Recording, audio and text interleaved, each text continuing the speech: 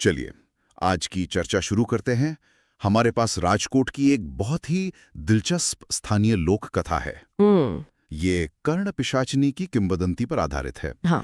तो हमारे पास कुछ स्थानीय वृत्तांत हैं और एक कहानी जो मतलब पीढ़ियों से चली आ रही है। और कर्ण पिशाचिनी नाम ही अपने आप में बहुत कुछ कहता है। हाँ। तंत्र साधना में ये एक सिद्धि मानी जाती है। हाँ। एक ऐसी शक्ति जहाँ कोई आत्मा या यक्षिणी आपके कानों में फुसफुसाकर आपको भूत भविष्य बताती है। अच्छा। लेकिन इस लोक कथा में जो बात फैसिनेट करती है, हाँ। वो ये है कि स्रोत ने उस पूरे आइडिया को पलट दिया है। बिल्कुल, यहाँ सिद्धि की जगह श्राप है। भविष्य बताने वाली आत्मा अब बदला लेने वाली आत्मा बन गई है। सही बात है। और यही इस कहानी को एक अलग ही स्तर पर ले जाता है। तो कहानी का जो नायक है वो है जयदीप सिंह गोहिल, शहर में पला बड़ा एक लड़का जो इन सब बातों को नहीं मानता। बिल्कुल नहीं, अंधविश्वास मानता है। स्रोत की शुरुआत ही उसकी एक वाक्य से होती है, जब वो अपनी दादी से कहता है, दादी, आज के जमाने में भूत नहीं होते। ये तो हर डरावनी कहानी का मतलब एक क्लासिक सेटअप है। एक आधुनिक सोच वाला नायक जो पुरानी चेतावनियों को नजरअंदाज करता है। सही। और ये तुरंत एक तनाव पैदा करता है ना, कि क्या उसका अविश्वास सही साबित होगा या परंपरा और डर में कोई सच्चाई है। और उसकी दादी की जो चेतावनी है वो इस संघर्ष को और गहरा कर देती हैं। वो साफ साफ बताती हैं कि महल में सिर्फ कोई भूत नहीं है, वहां एक औरत की आत्मा है जिसके कान गांव वालों ने काट दिए थे। ओ। और उसकी फुसफुसाहट सुनना मतलब मौत को दावत देना है। हाँ। तो ये चेतावनी सिर्फ डराने के लिए नहीं है, इसमें एक इतिहास है, एक दर्द है। हाँ, और ये दर्द ही उसे ज्यादा खतरनाक बनाता है। एक सामान्य भूत शायद सिर्फ डराना चाहेगा, लेकिन एक ऐसी आत्मा जिसके साथ अन्याय हुआ हो, उसका मकसद बहुत निजी होता है, बहुत इंटेंस होता है। वो सिर्फ अपनी मौजूदगी का एहसास नहीं कराना चाहती, वो तो हिसाब बराबर करना चाहती है। और इसी अविश्वास से भरा जयदीप सिंह सच्चाई का पता लगाने निकल पड़ता है। जाहिर है। स्रोत के हिसाब से वो अपने दोस्त राज के साथ रात के 11 बजे हाथ में टॉर्च लिए उस बदनाम राजमहल में पहुंचता है। और अंदर घुसते ही ठंडी हवा का झोंका, जैसा कि अक्सर ऐसी कहानियों में होता है। लेकिन यहाँ दिलचस्प बात यह है कि स्रोत असली डर की नींव इस हवा से नहीं रखता, वो तो बस माहौल बनाने के लिए है। सही। असली बेचैनी तब शुरू होती है जब उनकी नजर महल की दीवारों पर पड़ती है। हाँ, दीवारों पर लगी पुरानी धूल भरी तस्वीरें। जयदीप सिंह टॉर्च की रोशनी उन पर डालता है और एक बहुत अजीब बात नोटिस करता है। क्या? हर तस्वीर में एक बात समान थी, चाहे वो रानी की हो या किसी दासी की, सभी महिलाओं के कान गायब थे।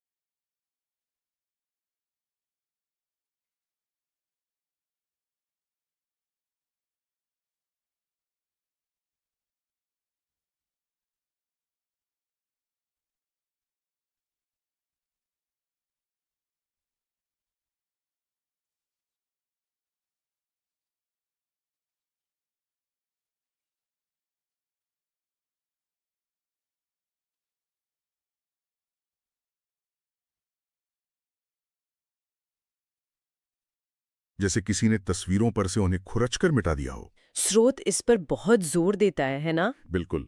और ये सिर्फ एक डरावना डिटेल नहीं है, ये कहानी कहने का एक बहुत शक्तिशाली तरीका है। मतलब आत्मा के आने से पहले ही महल खुद अपनी दीवारों के जरिए उसकी कहानी बता रहा है। वो तस्वीरें एक तरह का विजुअल क्लू है जो बता रही हैं कि यहाँ किस तरह का दर्द और जुनून बसता है। महल सिर्फ एक लोकेशन नहीं है, वो खुद एक किरदार बन गया है। एक ऐसा किरदार जो उन्हें चेतावनी दे रहा था। हाँ, एक चेतावनी जिसे जयदीप सिंह नजरअंदाज कर देता है।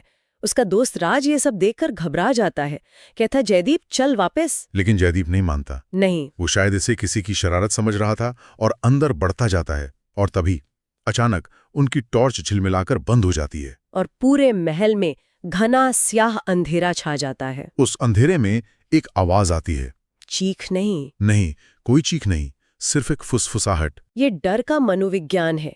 एक जोर की चीख आपको चौंका सकती है, लेकिन एक फुसफुसाहट वो आपके पर्सनल स्पेस में घुसपैठ करती है। हाँ, ऐसा लगता है जैसे कोई आपके बिल्कुल करीब है। आपकी गर्दन के पीछे जहां आप उसे देख नहीं सकते। स्रोत उस आवाज को ऐसे बयां करता है जैसे वो हवा में तैर रही हो।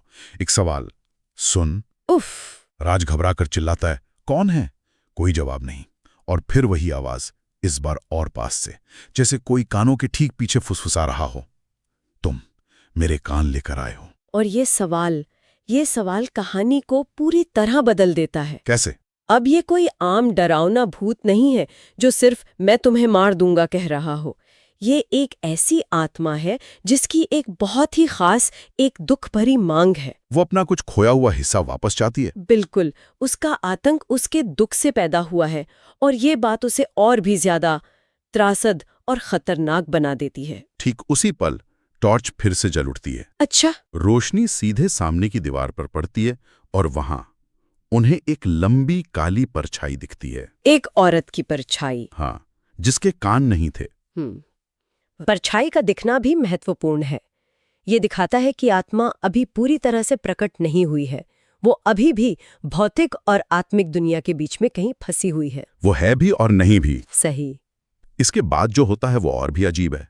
अचानक महल की दीवारें कांपने लगती हैं और उन पर किसी पुराने प्रोजेक्टर की तरह तस्वीरें और दृश्य उभरने लगते हैं।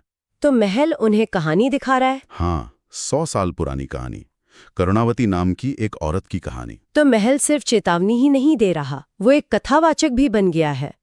ये उस आइडिया से जुड़ा है जिसे स्टोन टेप थ्योरी भी कहते हैं। वो क्या है? कि बहुत ज्यादा तीव्र भावनाएं या दर्दनाक घटनाएं किसी जगह पर अपनी छाप छोड़ जाती हैं और सही हालात में वो फिर से घटित हो सकती हैं। तो यहाँ महल अपने ऊपर हुए जुल्म की कहानी दोहरा रहा है। बिल्कुल। और कहानी बहुत दर्दनाक थी।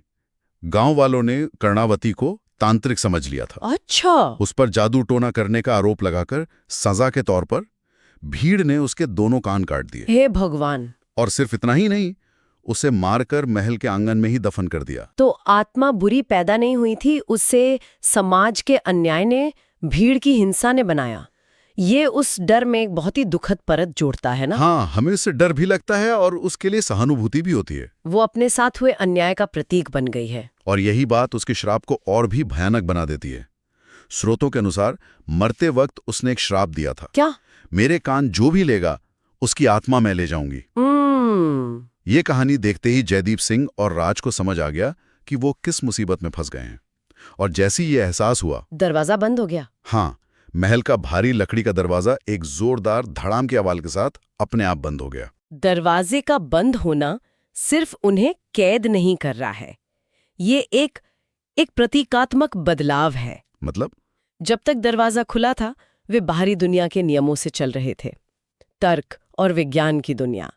दरवाजा बंद होते ही वे महल के नियमों के अधीन हो गए, जहां अन्याय, श्राप और आत्मा की मांग ही एकमात्र सच्चाई है। अब बचने का कोई रास्ता नहीं, सामना ही एकमात्र विकल्प है। बिल्कुल। तनाव अब अपने चरम पर पहुंच जाता है। छत से कुछ सरसराहट की आवाज आती है और अचानक राज चीख पड़ता है, जयदीपा, कोई मेरे कान खींच रहा है। ओह। जयदीप सिंह अपनी टॉर्च राज की तरफ घुमाता है और देखता है कि उसके कानों से खून टपक रहा है। तो अब खतरा पूरी तरह से शारीरिक हो गया है।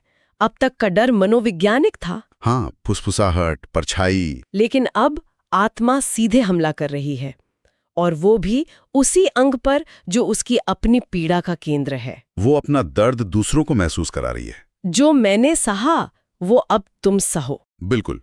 और तभी पिशाचिनी की डरावनी गूंजती हुई आवाज आती है, एक कान मेरा है। वो राज के कान पर अपना हक जता रही है। जयदीप सिंह डर और गुस्से में चिल्लाता है, तू चाहती क्या है? और तभी वो आकृति उनके सामने आ जाती है। कैसी दिखती है वो? स्रोतों से धुएं जैसे चेहरे, सफेद धधकती आंखों वाली एक आकृति बताता है, जिसके कान गायब थे। और वो अपनी मांग दोहराती है, मेरे कान ढूंढ कर दो, तभी तुम बचोगे। ये बहुत महत्वपूर्ण मोड़ है। वो उन्हें मारना नहीं चाहती, कम से कम अभी तो नहीं। वो उन्हें एक मौका दे रही है, एक सौदा कर रही है। हाँ, ये उसे एक अंधी राक्षसी शक्ति होने से बचाता है। वो न्याय चाहती है, विनाश नहीं। उसने उन्हें एक पहेली दी है, एक मिशन दिया है, मेरे कान लाओ और अपनी जान बचाओ। सही। और ठीक इसी पल जब मौत सामने खड़ी थी, जयदीप सिंह के दिमाग में बिजली की तरह अपनी दादी की बात कौंधती है कि कान कहाँ है? हाँ, दादी ने कहा था कि कर्णावती को मारकर उसके कान आंगन में गाड़े गए थे। उसे एक उम्मीद की किरण दिखती है। ये कहानी का एक बहुत ही शक्तिशाली समाधान है ना? कैसे? जिस पुरानी पीढ़ी के ज्ञान को, जिस लोक कथा को नायक ने शुरू में अंधविश्वास कहकर खारिज कर दिया था, हाँ। अब वही उसकी जान बचाने की एकमात्र कुंजी है। हाँ। ये परंपरा और आधुनिकता के बीच एक तरह का सुलह है, जहां नायक को मानना पड़ता है कि विज्ञान के परे भी कुछ सच्चाइयां हो सकती हैं। और वो बिना एक पल सोचे महल के बड़े आंगन की तरफ भागता है। वहां जमीन पर अजीब से तांत्रिक निशान बने हुए थे, और उन निशानों के बीच एक जगह की मिट्टी थोड़ी अलग, थोड़ी धसी हुई दिख रही थी। तो वो खोदना शुरू कर देता है। हाँ, बिना किसी औजार के, अपने हाथों से। उसके पास समय नहीं था, उसके दोस्त की जान दांव पर लगी थी। ये एक बहुत ही मार्मिक दृश्य है।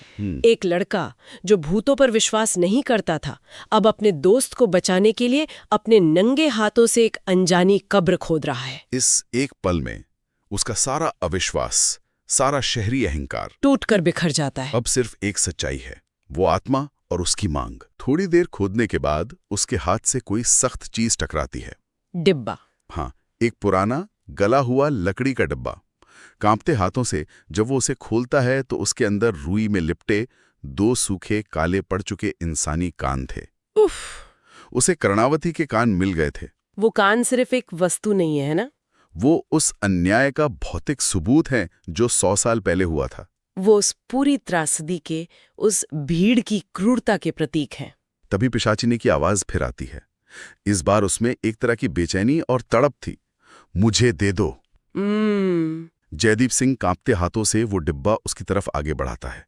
जैसे ही वो डिब्बा आगे करता है, अचानक पूरे राजमहल में तूफान जैसा शोर होने लगता है। और तेज हवाएं। हाँ, एक जोरदार दिल दहला देने वाली चीख गूंजती है, और फिर सब कुछ शांत, एकदम सन्नाटा। यहाँ समाधान किसी लड़ाई या मंत्र से नहीं, बल्कि उस अन्याय को सुधारने की एक कोशिश से मिला।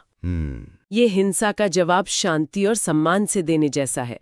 उस आत्मा को मुक्ति तभी मिली जब उसकी खोई हुई चीज, उसके शरीर का एक हिस्सा, उसे वापस दिया गया। ये एक तरह का प्रतीकात्मक अंतिम संस्कार था जो 100 साल से अधूरा था। बिल्कुल। उसे मारकर दफनाया गया था, लेकिन उसका सम्मान उसे आज वापस मिला। कर्ण पिशाचिनी गायब हो चुकी थी। राज को होश आता है, उसके कान बिल्कुल ठीक थे। और दरवाजा? महल का भारी दरवाजा अपने आप खुल चुका था। दोनों बिना एक पल गंवाए अपनी जान बचाकर वहां से बाहर भागे। तो उनकी जान बच गई और आत्मा को शांति मिल गई। कहानी यहाँ एक संतोषजनक अंत पर पहुंच सकती थी, पर ऐसा हुआ नहीं। अक्सर ऐसी लोक कथाएं एक सवाल, एक बेचैनी पीछे छोड़ जाती हैं। हाँ, और स्रोत भी कहानी को यहीं खत्म नहीं करता।